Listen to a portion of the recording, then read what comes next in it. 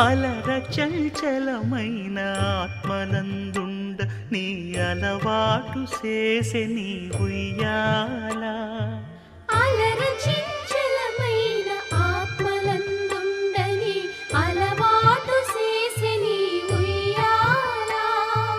పలుమారు ఉచ్ఛ్వాస పవనమందుండ నీ భావంబు తెలిపే నీ ఉయ్యాల పలుమారు ఉచ్ఛ్వాస పవనమందుండని నీ భావంబు తెలిపే